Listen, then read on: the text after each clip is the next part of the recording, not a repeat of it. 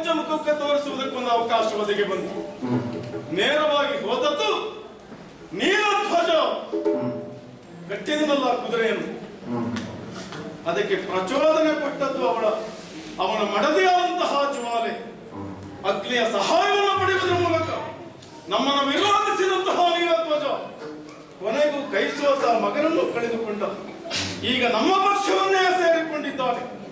ಹೀಗೆ ಬರಬರುತ್ತಾ ನಮ್ಮ ಕುದುರೆ ಯಾವುದೋ ಒಂದು ಆಶ್ರಮ ಪ್ರದೇಶದಲ್ಲಿ ಕುದುರೆ ನಿಂತು ಬಿಟ್ಟಿದ್ದಲ್ಲ, ಕಲ್ಲಾಯಿತಲ್ಲ.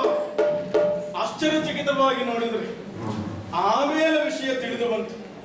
ಸೌಭರ್ಯ ಮುನಿ ಆಶ್ರಮ ಪ್ರದೇಶವಂತೆ. ಈ ಹಿಂದೆ ಒಮ್ಮೆ ಚಂಡಿ ಎಂಬವಳು ಉದ್ಧಾರಕ ಋಷಿಗಳ ಮಡದಿ ಮಾಡಿರುವಂತಹ ಹಠದ ಕಾರಣಕ್ಕಾಗಿ ಪಡೆದ ಶಾಪ ಕಲ್ಲಾಗಿ ಹೋದು. ಇದಕ್ಕೆ ಪರಿಹಾರ ಏನು ಅಂತ ಕೇಳಿದ್ರೆ, ಮುಂದೊಮ್ಮೆ ಪಾರ್ಥನ ತುರವೇ ಇಲ್ಲಿಗೆ ಬಂದೀತು. ತುರಗದ ಸ್ಪರ್ಶ ಮಾತ್ರದಿಂದ ಕಲ್ಲು ಹೆಣ್ಣಾದೀತು ಅನ್ನುವಂತಹ ಋಷಿ ಶಾಪ. ಆ ನೆಲೆಯಲ್ಲಿ ಕಲ್ಲು ಹೆಣ್ಣಾಯಿತು. ನಾನು ನೆನಪಿಸಿಕೊಂಡುವುದು ತ್ರೇತೆಯ ರಾಮನನ್ನು. ರಾಮನ ಯೋಗ್ಯತೆ ಪಾರ್ಥನಿಗಲ್ಲದಿದ್ದರೂ ಕೂಡ ಅಂತಹ ಧನ್ಯತೆಯನ್ನು ಹೊಂದುವುದಕ್ಕೊಂದು ಅವಕಾಶ ಆಯಿತಲ್ಲ.